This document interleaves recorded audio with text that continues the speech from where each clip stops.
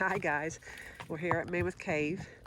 I'm riding Cobbler, and Davey's actually riding Homer, but he's not going to be in this video because we did our part with social distancing today, and here at the South Hollow Loop, he went one way and I went the other. So our horses were together for just a short distance, and now they've separated, and they're going to do their own loop by themselves with just me. And what that does, it just increases the confidence in the horse so much when he can leave his buddy and he can actually be by himself on a trail ride and nothing's going to happen. You know, a lot of them do great as long as they have a buddy to follow. And some of them really want to stay rather close to that buddy. And to me, there's nothing more irritating than a horse that's tailgating because they can't really see where they're going and where they're putting their feet. So we like to get them out as much as we can, at least as the initial part of their training, by themselves. Of course, we'll do some together as well, but it seems like when you try to take a horse that's always been with another and then go by himself, that's a tougher task than if he's been by himself mostly and then he has to learn to adjust to a bigger crowd. So we're just going to go enjoy the day. It's supposed to be close to 80 today. No rain, which for us here in Kentucky is like a major event, and we're just going to enjoy ourselves. So Cobbler's doing an excellent job.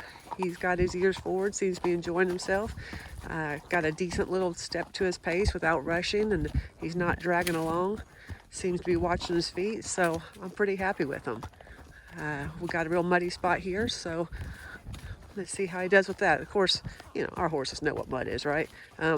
Let's face it, if they didn't know how to go through mud, they wouldn't be broke, because here at home, we just have nothing but mud. So that was pretty good. You see, he went pretty much straight through it. I didn't actually have my hands on the reins hardly, and he just found his footing and just said, well, there's no point in trying to avoid it because I've got a few miles to put in here, so I'll just go the straightest distance. So glad to see that. He seems to be a pretty mellow, good thinking type horse. You know, he doesn't get real worked up and seems to just kind of evaluate the situation and do what's best. So this would be his first really long trail ride. And I guess he's had a few, but this one, you know, away from home to where he's really putting serious miles on, and I'm happy with where he's at. All right, since we're by ourselves and not going to bother anybody, we're going to just pick up a little trot and just see if we can work on some of our arena skills on the trail. Why not, right? We're here. So, there we go.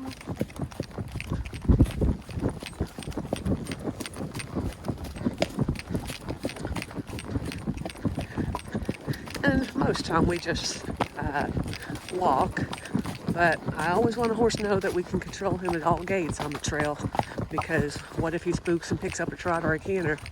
We need him to know that he can be stopped. He can trot around and learn where his feet are at. Maybe teach him to pay attention to his feet. Of course, I gotta be ready for that, right? You know, we're not gonna go trotting if they're still stumbling over everything. Because I don't know if you could tell that right there, but that's a bit of a step up and kind of like a little gully. Oh, we'll follow the trail. Just split it off there. Just kind of, like I said, and we don't know. Sometimes we sell a horse to somebody and they do a lot of trotting and cantering. So we usually ask them what they're doing, but and try to tailor it for that owner. But it doesn't hurt to do a little bit. I'm not a big fan of trotting or cantering the whole entire way, because most of my people aren't going to want to do that. But I gotta say, a little bit kind of breaks up the monotony. Okay, we're gonna go up this hill here. Lots of rock, as you guys can see. Gotta go around some rock. I'm gonna jump that. All right.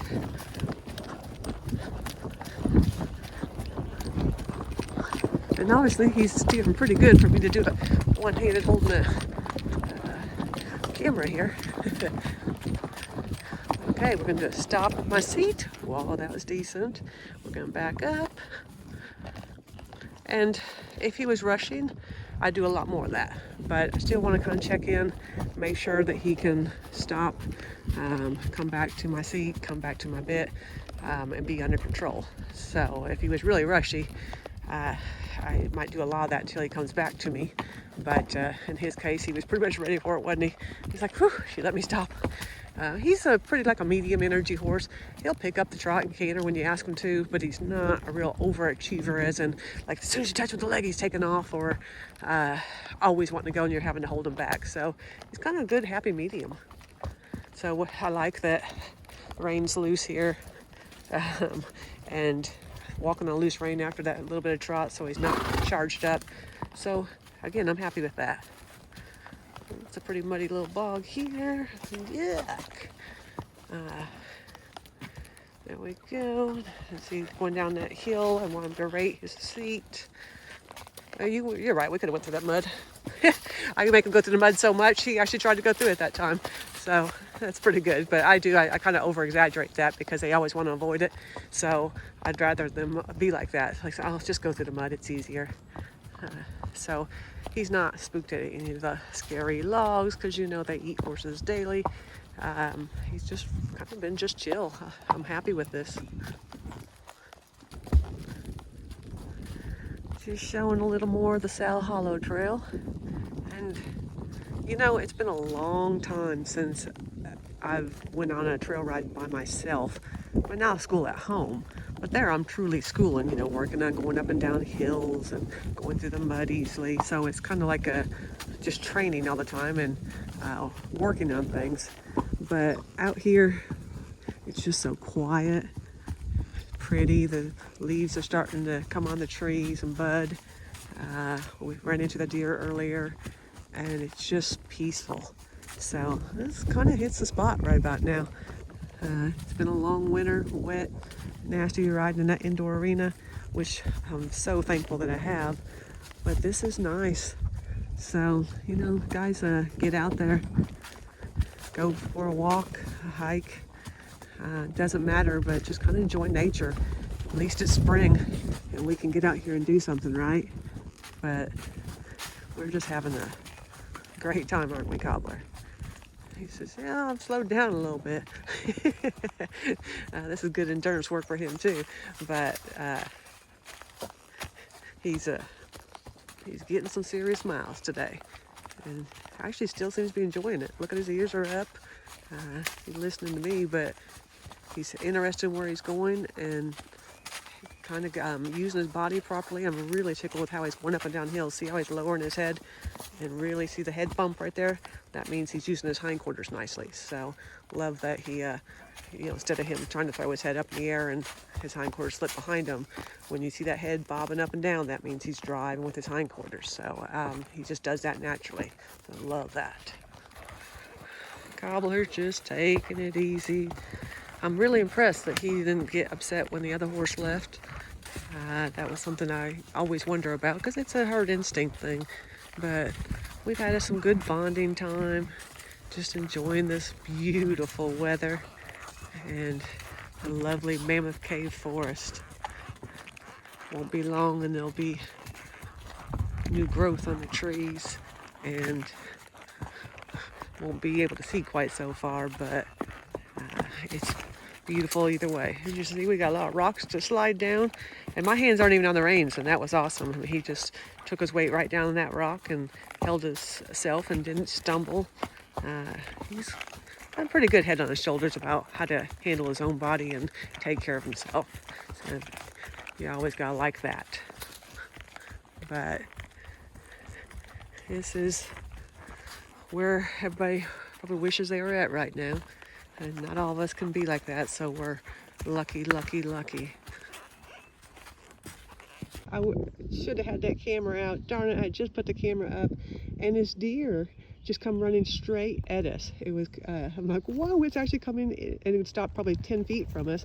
Cobbler just planted his feet and looked at it and said, what's wrong with this? So I don't know if she had a baby, or just happened to be running and didn't notice us, because, you know, we're in the woods being quiet. But it took off, so I didn't want to bother trying to get my camera out because it actually stood and looked at us for you know, 30 seconds or something, but I thought, well, this isn't arresting because it's not going to run away. So, but Cobbler handled that great. So that has been a cool moment to catch on camera. Flies are already out, aren't they, buddy? Well, we've stopped for a little lunch break. I think Cobbler needed a little bit of a rest. Went through quite a bit of mud. Not sure if you can see that on his feet there, but we got some pretty sticky spots, so it's a good time to take a rest. I got eaten an apple, and I think I'll give him the leftovers, so we'll check back in. Well, so we've reached Buffalo Ridge, Buffalo Trace, I don't know, whatever this Buffalo Trail is. And we met back up with Davy, and so now Cobbler's in the lead. We'll put him in behind here after a little bit, but we've got about a mile and a half, I think, back to camp. But say hi, Davy. He's asleep on his horse, I think. Doesn't even have his hands on the reins.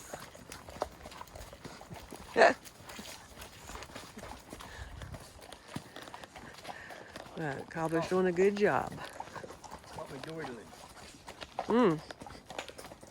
Nice muddy spot here. I like I was going straight through the middle of it, not trying to avoid it. This is what we like. Yeah, that's it. Look at it. Good job, buddy. My side.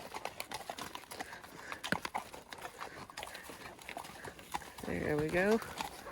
And he's good with other horses beside him. Then moves over. Easy, don't walk off the leg. You go too slow.